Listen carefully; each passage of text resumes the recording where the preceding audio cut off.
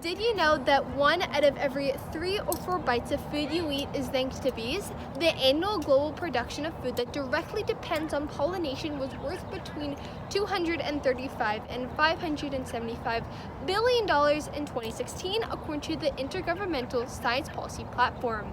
Bees are important to society. However, things like habitat loss, parasites, and pesticides are factors that are harming the population of bees and other important pollinators worldwide.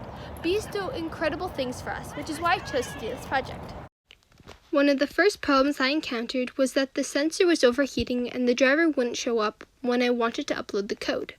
It turned out that changing the wiring and doing a bit of research helped to fix these problems.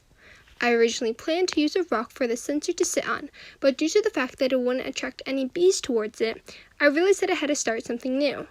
In the end, I eventually used that rock for my action camera to be placed, so that they could capture the bees while they were near the bee house I created. My final prototype is a bee house with an attached fountain.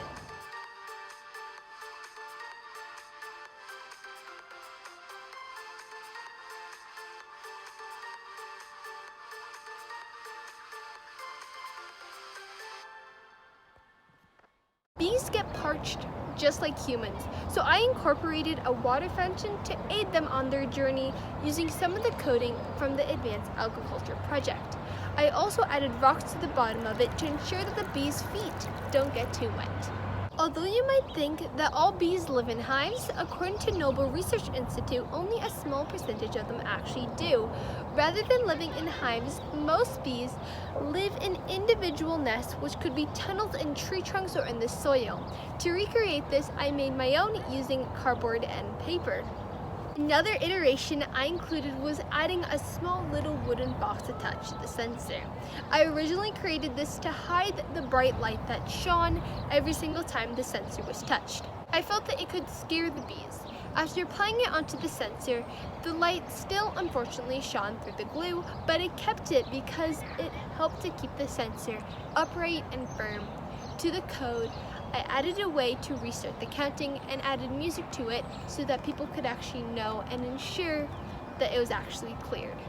In the future, I would like to make my project entirely waterproof to make it more functional in any weather. Having a larger sensor and longer wires would also keep and make this bee house better. Through this bee counter, I would hope that the data that I would collect would help researchers to see if there is an increase or decrease of bees or other pollinators around my area over a set period of time. My project also helps to attract bees to less toxic and dangerous plants and areas.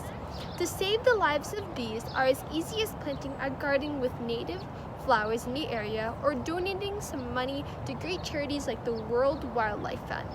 Humans are changing the world in many beautiful and scary ways. Remembering the bees next time you eat can make more of a difference than you might think.